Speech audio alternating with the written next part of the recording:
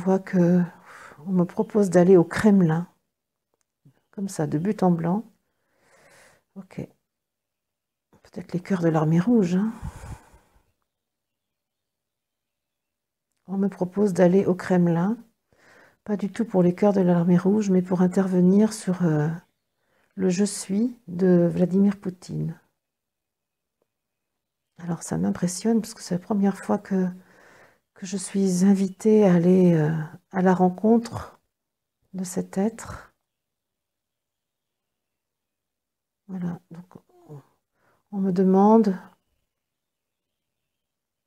en fait de lui apporter l'information que je viens moi-même de recevoir. Son «je suis», qui donc m'invite à me relier à Vladimir Poutine, me dit que par phénomène de résonance, en fait, je vois que le «je suis» de Poutine est évidemment un des œufs cosmiques qui composent le grand cosmos, et que c'est lui qui s'est approché de moi, de mon propre «je suis». Voilà, je le vois qui vient juste à côté de moi, avec l'ensemble de ses rayons, et je vois que ce «je suis» a besoin que le rayon de lui-même qui s'exprime sur la Terre, en la personne de Vladimir Poutine, ce rayon a besoin d'être revitalisé. Le rayon est terne, le rayon est... Alors, ce qui m'est montré, c'est que les yeux de Poutine sont entièrement tournés vers le centre de la Terre et pas du tout vers le ciel. Je vois un visage extrêmement blanc, livide. Et je suis, le «je suis» de Poutine, demande à mon «je suis» d'associer l'expression terrestre qu'est Poutine à ma propre reliance pour que par phénomène de résonance, l'être humain, Poutine, puisse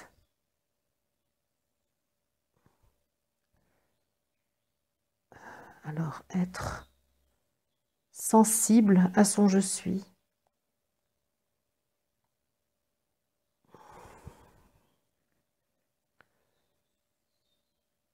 En fait, il s'agit effectivement, en associant cette personne à cet instant de reliance, de susciter, s'il le désire, sa propre reliance avec son «je suis».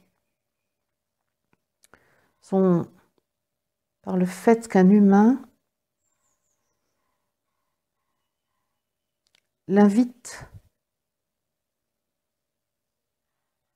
c'est ça, je l'invite à être dans mon champ de conscience, ce qui provoque, par la loi de la physique quantique, me dit-on, une impulsion de nature à ouvrir la conscience de Poutine à son «je suis». Son libre arbitre est totalement respecté, il n'y a rien qui est forcé, c'est une possibilité qui lui est donnée. C'est l'action du monde de l'esprit sur la Terre, qui ne peut pas se faire directement par le monde de l'esprit, qui doit se faire par le biais des habitants de la Terre. Voilà, c'est quelque chose qui me soulage de dire ça. Voilà, et donc l'image que j'ai, c'est un écran d'ordinateur, un écran noir, devant lequel est Poutine. Cet écran est éteint, et cet écran, je le comprends, représente la possibilité de lire les informations qui viennent de son «je suis».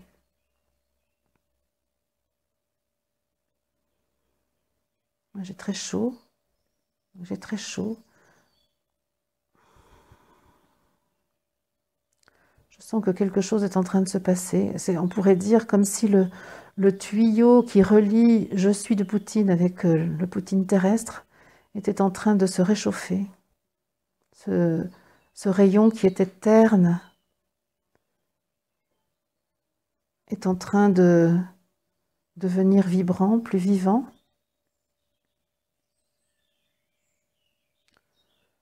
Très très grande chaleur dans le dos.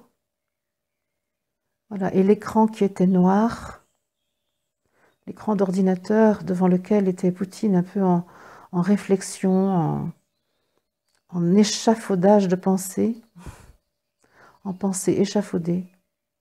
Tout à coup, il est alerté par cet écran qui s'allume,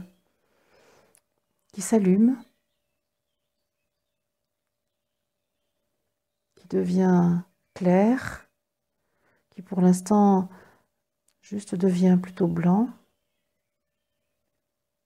mais sur lequel il n'y a pas encore d'information. Juste, il s'éveille. L'homme s'éveille, se réveille de sa pensée échafaudée, et il est étonné, déséquilibré par cet écran qui s'allume subitement. Bien sûr, l'écran représente sa conscience. Voilà. Il y a un point d'interrogation à l'intérieur de lui. Qu'est-ce que cet écran vient lui dire? Et le mot paix, P-A-I-X, s'inscrit sur l'écran. Paix. Oui, alors il y a effectivement ce roman Guerre et paix, et qui est russe d'ailleurs. Et donc, effectivement, le mot guerre est barré. Le mot guerre est en haut à gauche de l'écran, tandis que le mot paix est inscrit en plein écran. Alors là, ça ne provoque pas forcément de l'enthousiasme chez l'être humain, parce qu'on voit bien son corps astral. Son corps astral se renforce en fait. Les parties sombres du corps astral se renforcent en voyant ça. Et je comprends qu'un système de défense se met en place en lui pour ne pas être sensible. Parce qu'à l'intérieur de lui, en fait, ça résonne. Ça le met en conflit intérieur parce qu'il y a d'une part sa pensée qui organise la guerre et sa sensibilité intérieure qui en fait aspire à la paix. Son âme aspire à la paix. Mais la puissance de sa pensée empêche toute captation des messages de son âme. Son je suis l'invite à se réveiller au message de son âme. Son je suis lui dit qu'il peut dissiper les forces sombres et l'aider considérablement à arrêter le conflit à l'intérieur de lui, que son goût pour la guerre, sa croyance que la guerre est nécessaire, n'est que l'expression de son propre conflit. Il met en scène à l'extérieur de lui sa propre guerre intestine. C'est ce que lui dit son je suis en cet instant.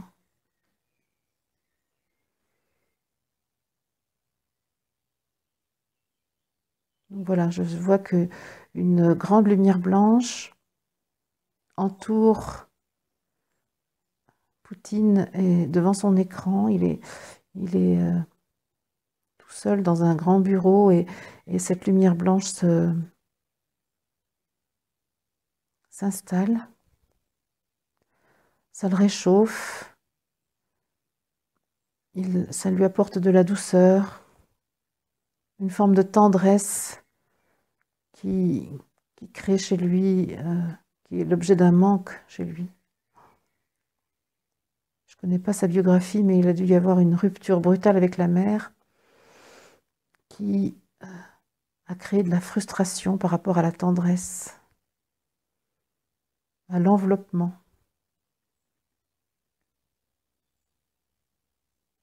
Voilà. Donc en fait, son je suis fait un déversement d'amour sur Poutine. Et là arrive en fait un lâcher-prise possible chez lui.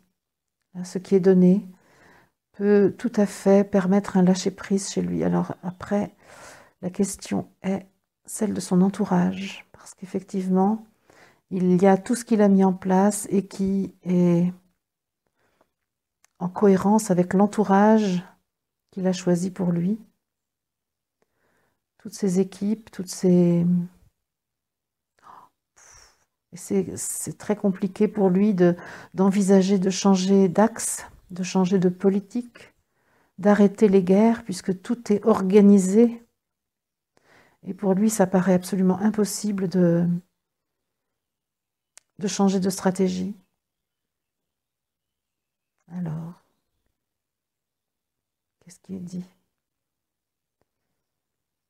Ouais, sa pensée vraiment très très puissante, une très grande intelligence, très visionnaire aussi,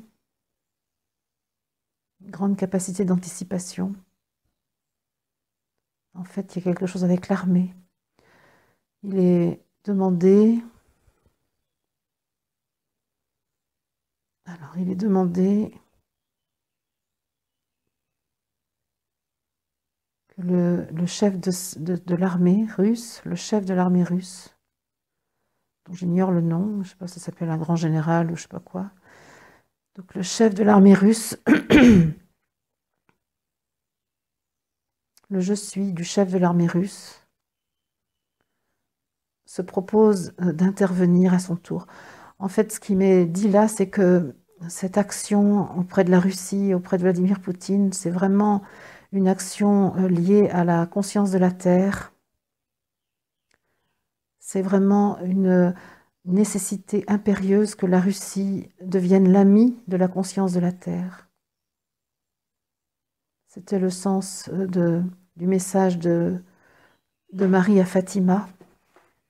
En fait, ça n'a rien à voir avec l'Église, c'est vraiment faire en sorte que la Russie devienne un pays...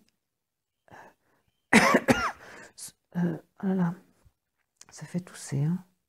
Un pays ami de la terre, de la conscience de la terre, et que ça devienne un pays conscient du sacré, de l'être vivant qu'est la terre. C'est vraiment revenir à toute cette période sur toute cette période matérialiste du bolchevisme, du communisme, Lénine, Staline, tous ces grands êtres qui ont emmené le peuple russe dans le matérialisme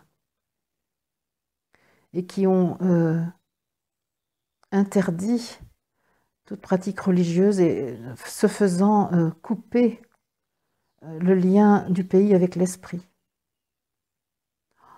C'est énorme. Il y a quelque chose avec la terre, hein, la terre, la surface du pays en Russie. Et donc, il s'agit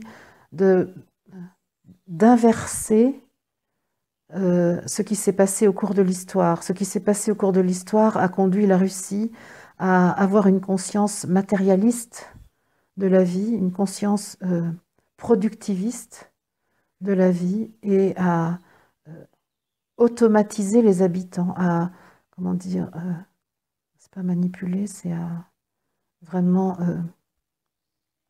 comment dire, mécaniser les habitants. Les habitants de la Russie sont devenus des outils, des unités de production. Les sentiments, les émotions étaient malvenus. Il était question de les éradiquer. Et bien entendu, au-delà, toute perception du sacré était bannie. Voilà, le sacré a été banni, c'est cela la question. Et donc il s'agit de réintroduire la dimension sacrée en Russie. C'est de ça dont il s'agit. Oh là là, c'est ambitieux, on va dire. Très ambitieux. Je vois une immense surface. C'est un très grand pays. En plus, qui est un peu à cheval entre l'Europe et l'Asie. Multiples cultures. Là, effectivement, on peut dire que dans ce pays, il y a une grande diversité d'ethnies, de cultures, de modes de vie. Et je vois le monde spirituel, c'est-à-dire ce grand œuf cosmique qui fait tomber en quelque sorte une pluie de sacré. Alors, je sais pas comment on pourrait dire une pluie de sacré, ouais, une pluie. En fait, l'image que j'ai, c'est comme s'il y avait un avion qui lâchait des petits papiers en disant la vie est sacrée, la vie est sacrée. Et chaque habitant peut recevoir là un petit papier qui dit la vie est sacrée, la terre est sacrée, votre vie est sacrée, le sacré est en vous. C'est vraiment une distribution d'informations du sacré. Il y a quelque chose de très sombre là. Je suis amenée. Alors, est-ce que c'est pas un sous-marin? C'est comment dire? C'est comme s'il y avait des. Comment c'est en dessous de la terre, dans le sol russe, c'est comme s'il y avait des bases militaires souterraines. Voilà, bases militaires souterraines. C'est pour ça qu'il faut aller voir le chef des armées. C'est affreux, hein? C'est comme une petite ville souterraine avec des laboratoires, avec des recherches. Oh là là là là. Oh là là là là, le chantier. Qu'est-ce qu'ils ont fait? Ils sont très très très savants sur la matière, mais aussi sur le corps humain, sur le vivant. Et c'est étrange parce que ça a été voulu pour vraiment confirmer le pouvoir, la matière, vouloir toujours plus de richesse, etc. Et en fait, les savants qui sont là, qui sont dans ces laboratoires, et en fait, ils ont découvert l'esprit, en fait. Ah ouais, c'est dingue, parce que ça a été le contraire de ce qu'ils voulaient. Ils ont découvert qu'il y a une logique autre que la logique matérielle. Ils ont découvert ça. Et ils sont embarrassés parce qu'ils ont comme été touchés par une grâce et ils sont coincés avec les consignes qui sont évidemment à l'inverse de cette grâce. C'est étrange de voir que c'est par l'organisation la plus arimanienne qui soit que peut arriver la révolution spirituelle.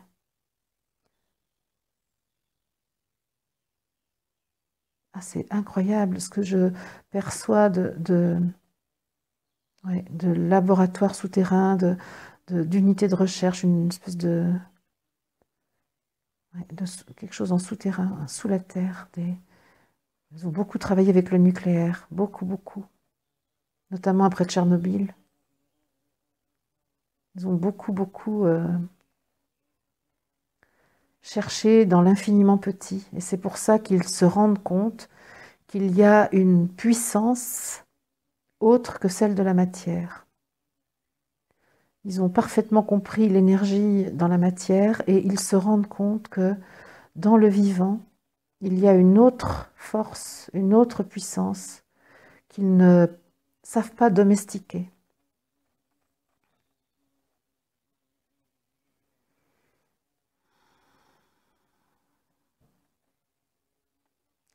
Le chef de l'armée russe est parfaitement au courant de tout ça. C'est lui qui organise. Est-ce que c'est le chef de l'armée ou le chef des services secrets? En tout cas, c'est l'armée. L'armée, ok. Donc, Lui, il est parfaitement au courant de tout ça et il est en étroite relation avec Poutine pour cette organisation. Et Poutine n'est pas informé, en fait, de ces découvertes qui créent des points d'interrogation, qui invalident. Et la question, c'est en fait la peur du chef des armées, de la colère de Poutine, s'il devait lui dire ce qui a été trouvé. Bon, mon mental me dit que je suis totalement en train de délirer, mais pourtant, je vois bien, ça insiste en moi. Je comprends pourquoi on m'a proposé de me confirmer dans la possibilité d'élargir ma conscience. Donc voilà, je vois tout à coup un élément rouge dans ces laboratoires souterrains.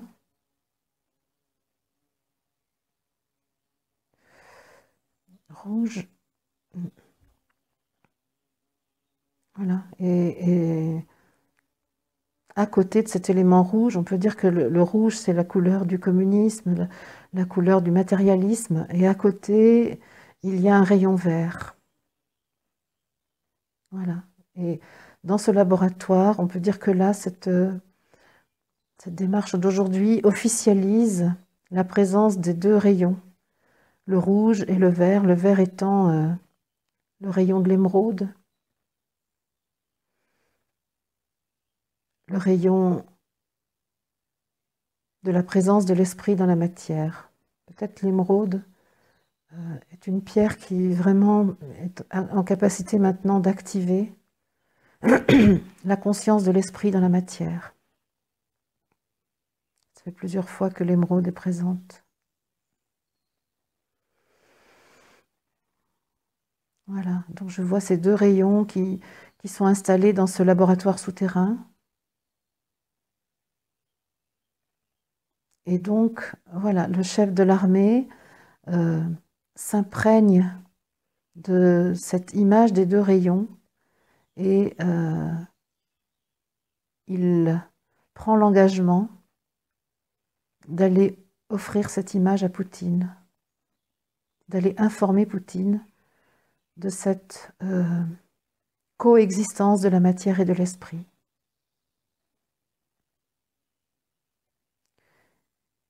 Et donc ce qui a été fait en direction de Poutine devrait permettre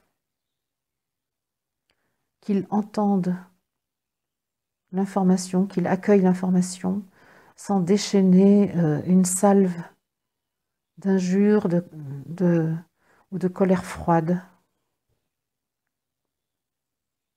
Son je suis émet sur lui la possibilité qu'il accueille, qu'il entende.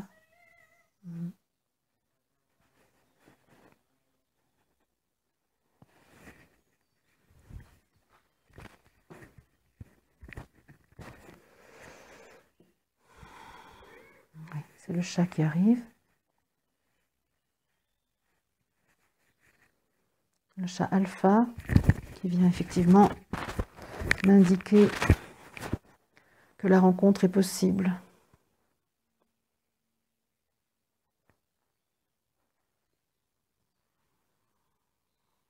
Voilà, je sens qu'il faut que je sois totalement unifiée, totalement confiante en moi pour que le je suis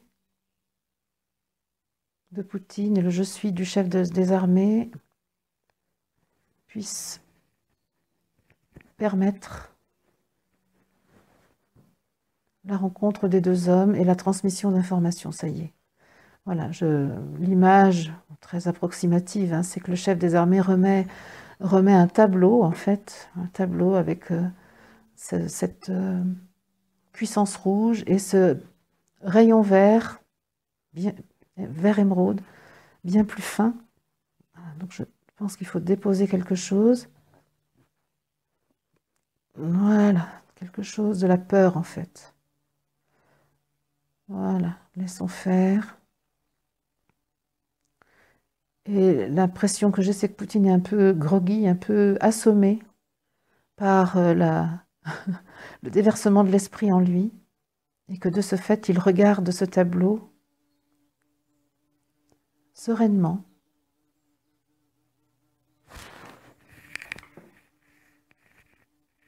J'ai quand même un frelon qui me tourne autour, ce qui n'est pas de nature à me rassurer, mais je pense que mon inquiétude n'est pas celle du frelon, mais celle de l'œuvre qui est en train de s'accomplir. Et d'ailleurs, en prenant conscience, le frelon est parti.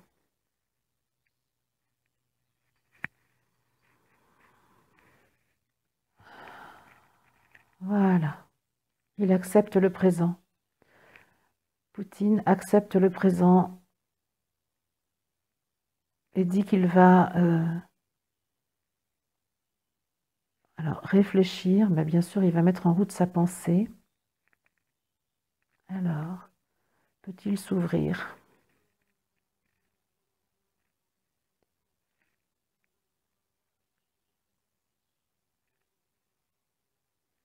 Il y a... Pour l'instant, il est abattu. Il est abattu, il a perdu ses repères, il a perdu sa, comment on dit, sa morgue, comment on dit, je crois qu'on dit comme ça, son côté arrogant. Il est totalement abattu parce qu'en fait, tout à coup, il perçoit plus qu'il ne comprend que ce qu'il a cru depuis toutes ces années n'était pas vrai. Il croyait être tout puissant sur le monde et puis voilà qu'il y a une force qu'il ne sait pas domestiquer. Et c'est ça la question pour l'instant, pour lui. C'est pas tant de se réjouir qu'il existe cette force, mais tout de suite, sa tendance naturelle, c'est de dire comment je vais faire pour être le maître de cette force, pour domestiquer cette force et la mettre à mon service humain. Sauf que là, ça agit sur ses intestins. Quand il dit ça, ses intestins sont broyés en fait. C'est comme s'il y avait tout à coup du noir dans ses intestins. Et là, ça provoque une forme de douleur en fait, hein, qui lui indique que quelque chose n'est pas approprié.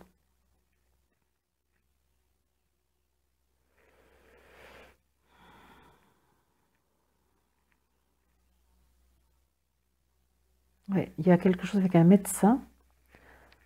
Alors, qu'est-ce que c'est? Un médecin qui a déjà utilisé les énergies pour soigner Poutine. Et donc tout de suite, il pense à ce médecin, il se relie à ce médecin, qui lui est un médecin magicien, on va dire. C'est-à-dire il sait utiliser les voies subtiles pour agir sur la matière. Oh là là, ça veut dire qu'il faut l'aider lui aussi, hein, parce que lui aussi, il est complètement tourné vers l'utilisation des forces subtiles au profit personnel, pour le profit personnel. C'est pour ça que c'est un grand ami de Poutine.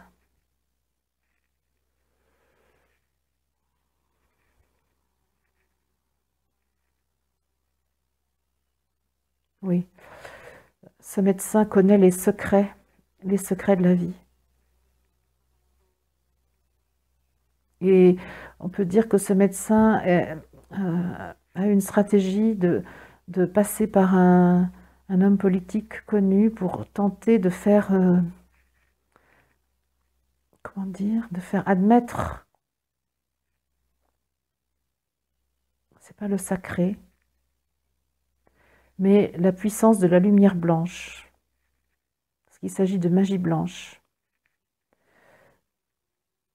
c'est-à-dire d'utiliser les forces électromagnétiques, les forces astrales pour soigner, mais avec une intention oui, de soin.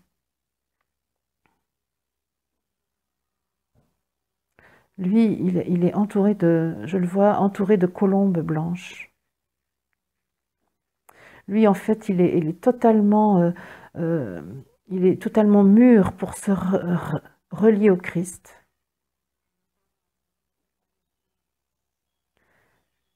On pourrait dire qu'il avait un interdit de le faire pour son engagement auprès de Poutine. Mais qu'en dehors de Poutine, il pouvait tout à fait être un guérisseur spirituel. Voilà, parce que c'est ça ce que son âme lui demande d'être, un guérisseur spirituel. Là, c'est assez facile que son « je suis » intervienne pour qu'il devienne un guérisseur spirituel. Parce qu'en fait, il attendait que ça.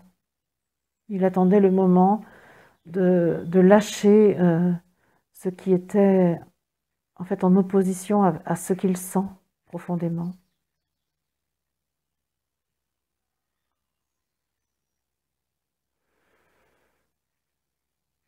Et donc, là, il intervient sur le plan subtil, hein, son « je suis » intervient auprès du « je suis » de Poutine pour que la possibilité que Poutine choisisse l'esprit soit réelle. Voilà. Et je sens que là a été installé tout ce qui est nécessaire, que le libre arbitre de Poutine maintenant doit faire le reste, mais en fait il a les clés en main. Je sens que nous n'avons pas le droit d'aller plus loin, que en fait ce qui permettrait le changement radical, la véritable révolution, c'est que ce soit sa décision. C'est pas, il ne faut absolument pas que la décision vienne des « je suis », mais que la décision soit humaine, qu'elle soit revendiquée par l'humain, qu'elle soit vraiment portée par la conscience humaine. Mais donc il y a ce médecin guérisseur spirituel et ce militaire qui lui a admis la présence de l'esprit, qui entoure Poutine et qui peuvent aider véritablement à sa prise de conscience et au fait que la Russie, représentée par cet être, le peuple russe est représenté par cet être, que la Russie tout à coup se retourne de son matérialisme et reconnaisse la vie sacrée de la planète, la vie sacrée de l'être humain, la présence de l'esprit dans tout ce qui est. Je vois l'archange Michael qui est là, très présent. Hein. L'archange Michael, là, c'est vraiment son affaire, ça. Le Christ est là aussi, la conscience solaire est là, au-dessus, mais l'archange Michael, il est vraiment présent, on pourrait dire presque présent sur le territoire.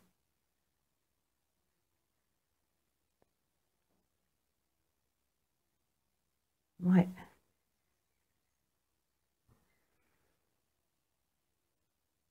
Peut-être les écrivains russes qui étaient, je pense à Tolstoï notamment, qui étaient des êtres parfois inspirés, ont maintenu dans la Russie l'information minimale nécessaire pour que se retrouve ce sens du sacré.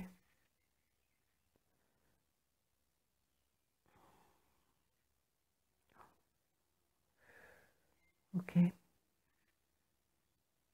Je sens la présence de Marie très forte aussi, qui, elle, peut vraiment ouvrir son cœur désormais. Elle a, comme si elle avait été interdite de séjour et que là, tout à coup, elle peut déployer son amour sur la Russie. La conscience de la Terre s'était un peu figée sur la surface du territoire, et voilà que là, elle s'anime, elle se manifeste.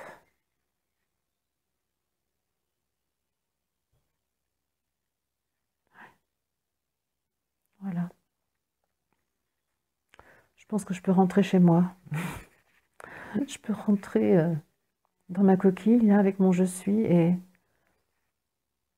revenir au désherbage du jardin.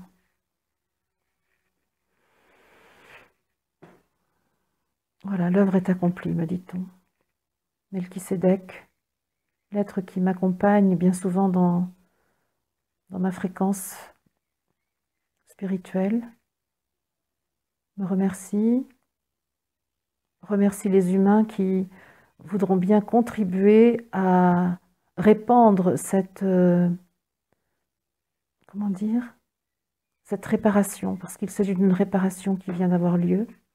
Et tous ceux qui voudront bien contribuer à cette révolution, cette réparation, seront les bienvenus.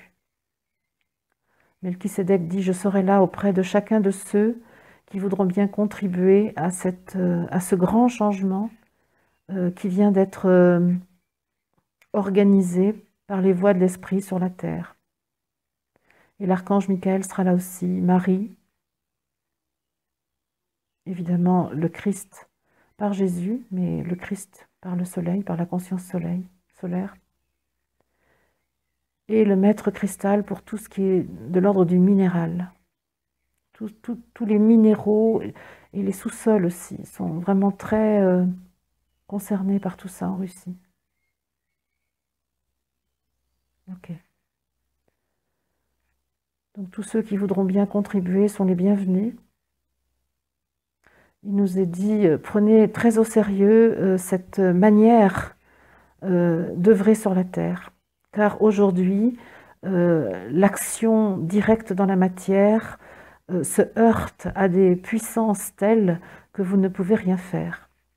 Il s'agit donc désormais d'agir par les voies de l'esprit pour que la terre et l'humanité continuent ensemble leur évolution.